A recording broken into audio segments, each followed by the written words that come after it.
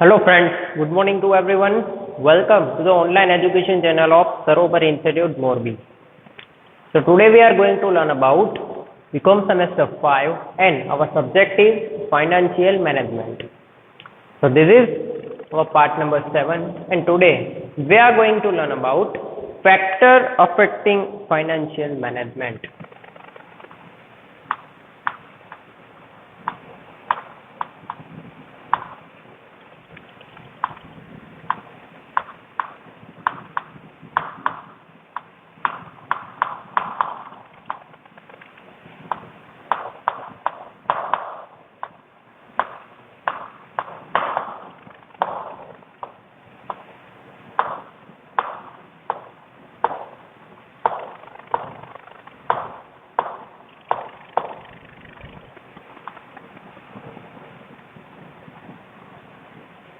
સો આજે આપણે સમજવાનું છે કે ફાઇનાન્શિયલ મેનેજમેન્ટને મેઇનલી કયા ફેક્ટર્સ છે એ ડિરેક્ટલી અફેક્ટ કરે છે.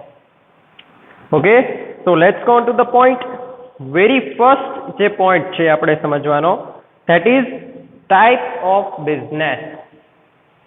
એટલે કે how much investment should be made in the business depends on the types of business.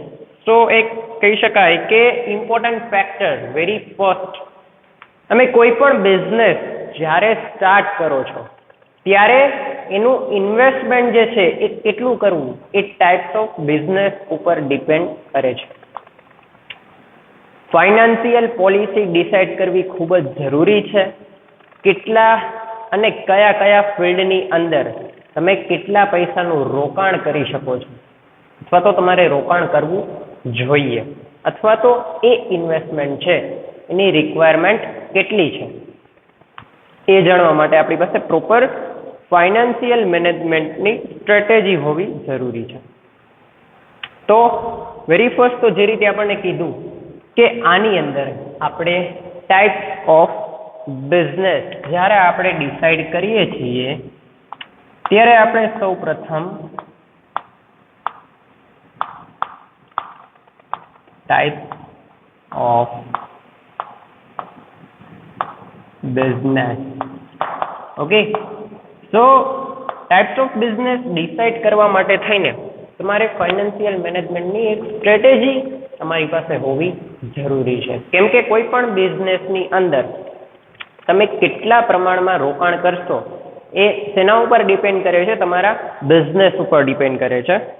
Further explanation, it is obvious that a person having profession of writer or an engineer may not require equal finance just as a businessman may require. આ પોઈન્ટની અંદર કીધું છે, it is obvious that a person having profession of writer or an engineer. Okay, આપણી પાસે બે aspect જે છે, એક છે એન્જિનિયર છે અને એક રાઇટર છે. તો કીધું કે બંનેની જે અર્નિંગ કેપેસિટી છે એની સ્કિલ ઉપર ડિપેન્ડ કરે છે. બીજા પોઈન્ટ ઓફ વ્યૂથી આપણે જાણીએ તો કે એન્જિનિયર જે છે એની સામે ઓપોર્ચ્યુનિટી વર્કની ઘણી બધી હોય, તેમ છતાંય એ એના નોલેજના અકોર્ડિંગ જે છે ફિલ્ડ સિલેક્ટ કરે છે.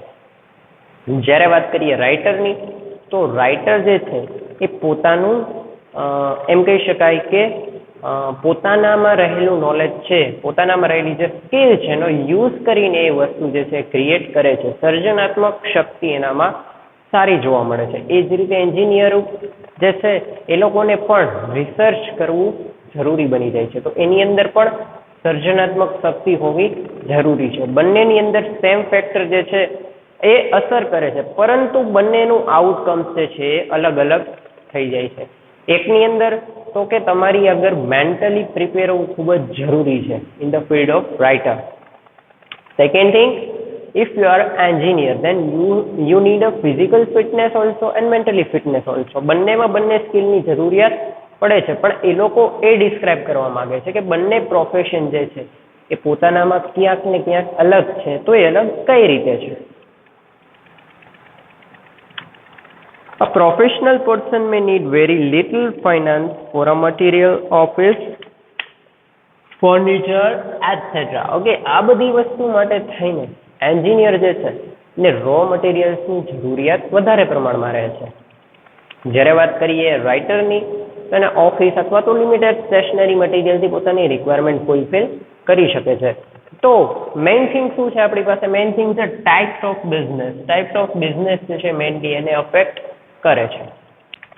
Okay, number 2, size of business.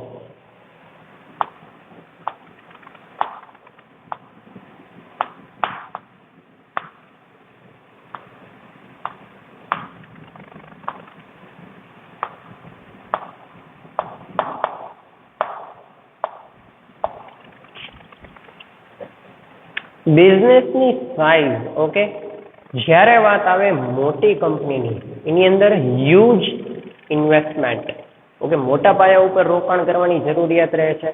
જેવી રીતે બિઝનેસની જેવી સાઇઝ છે, there will be less financial requirement for the business run on the small scale and its source for acquiring finance are also different. તો કે બે આપણી પાસે મેટર થાય, સ્મોલ સ્કેલ બિઝનેસ અને large scale business. According to the size, small સ્કેલમાં ઇન્વેસ્ટમેન્ટની જરૂરિયાત ઓછી હોય છે, તો ત્યાં ફાઇનાન્શિયલ મેનેજમેન્ટની જરૂરિયાત ઓછી પડે છે. પણ જ્યાં મોટા પાયાના બિઝનેસ ચાલે છે, ઓકે, એ આપણે કહીએ કે લાર્જ સ્કેલ ઉપર પ્રોડક્શન થતું હોય, તો આવી જગ્યા ઉપર generally requirement of financial management ત્યાં વધારે રહે છે. એની પાછળનું શું રીઝન છે? તો કે જ્યાં સાઇઝ ઓફ બિઝનેસ મોટી છે એવી જગ્યા ઉપર જે છે રોકાણની જરૂરિયાત વધારે હોય છે, તો અહીંયા ફાઇનાન્સનું બેટર મેનેજમેન્ટ થવું જરૂરી છે. નંબર 3 છે nature of business organisation.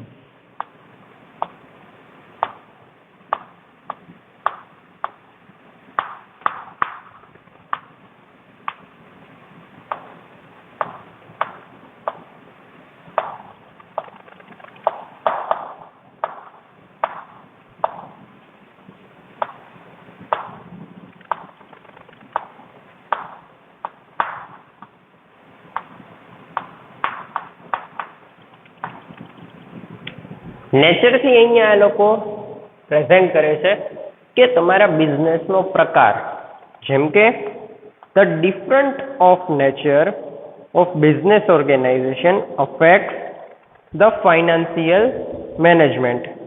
Different natures of business organisation like sole trader, partnership firm, company corporation have a difference in their financial requirements.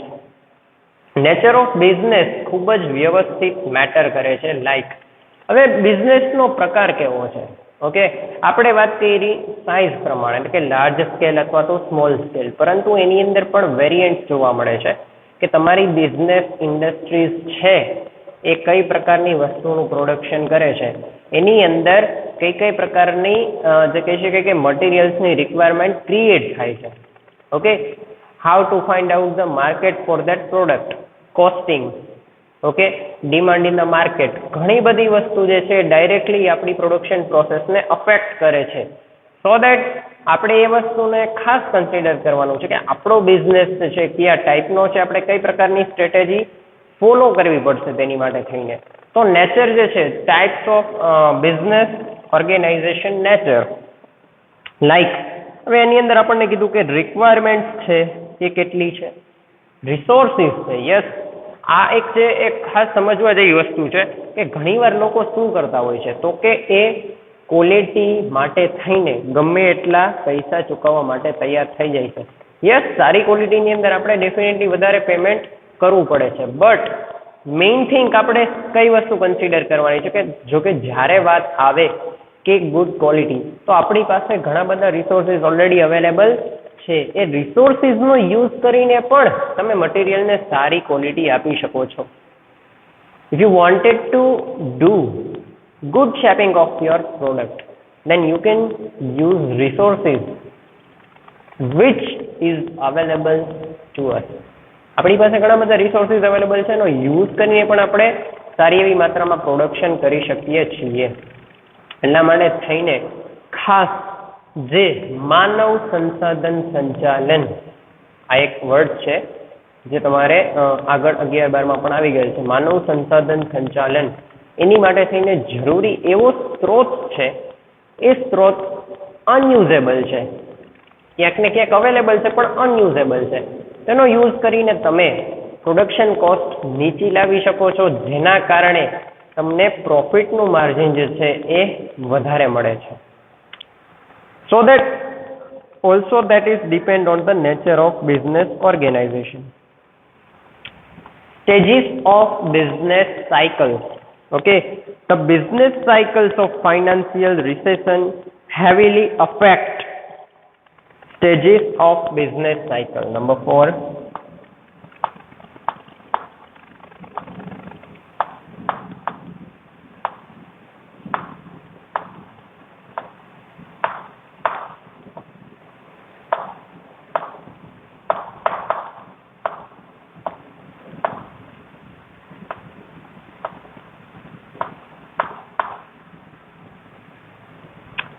Stages of business cycle. Okay, next point છે. હવે stages business cycle આપણે જોઈ છે કે ભાઈ જે રીતની બિઝનેસની procedure છે, જે રીતનું ઇન્ડસ્ટ્રીનું વર્કિંગ ક્રાઇટેરિયા છે, ધેટ ઇઝ બિઝનેસ સાયકલ. પણ એની અંદર પણ સ્ટેજીસ આવી શકે છે, લાઈક બૂમ એન્ડ રિસેશન. સૌથી જોરદાર અફેક્ટ કરતું પરિબળ છે, સૌથી વધારે જેની અસર જોવા મળે છે, ધેટ ઇઝ બૂમ એન્ડ રિસેશન. ક્યારેક બિઝનેસની અંદર તેજી જોવા મળે છે, એને આપણે ઓળખીએ છીએ બૂમથી. ઓકે, અહીંયા આપણે ડિસ્ક્રાઇબ કરી દઈએ છીએ બોર્ડની અંદર. બૂમ જે છે એનો મિનિંગ થાય છે તેજી, અને રિસેશન એક વર્ડ છે.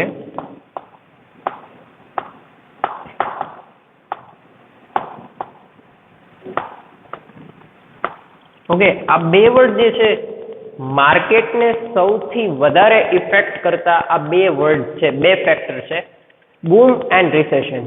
ઓકે, હવે તમારે એક વસ્તુ જે છે માર્ક કરવાની છે કે મંદીના સમયગાળાની અંદર બિઝનેસ જે છે એ ખૂબ જ લો થઈ જાય છે, ડિક્રીઝ થઈ જાય છે. એની પાછળનું કારણ છે કે ત્યારે જે ફાઇનાન્શિયલ રિસોર્સિસ આપણને બૂમના ટાઈમ ડ્યુરેશનની અંદર મળે છે એટલા આની અંદર જોવા મળતા નથી. તો ક્યાંક ને ક્યાંક બરોબર છે બિઝનેસ સાયકલને બૂમ એન્ડ રિસેશન જે ફેક્ટર છે ડિરેક્ટલી અફેક્ટ કરે છે. So this is stages, 2 stages, અને આપણે ખાસ કરીને આની અંદર કન્સિડર કરવાના છે. Number 5, government policy.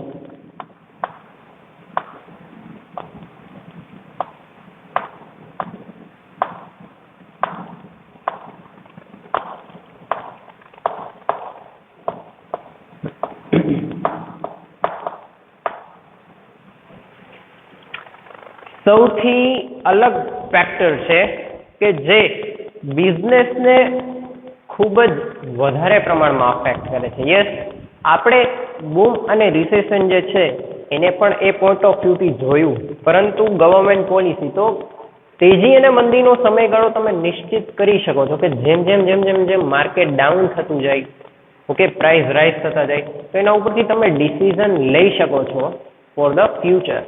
But government policy ક્યારે ચેન્જીસ થશે એના એકોર્ડિંગ તમે ડિસિઝન લઈ શકતા નથી. ઓકે, હવે પ્રોડક્શન સિસ્ટમ છે એની અંદર ઘણા બધા બિઝનેસ એથિક્સ છે.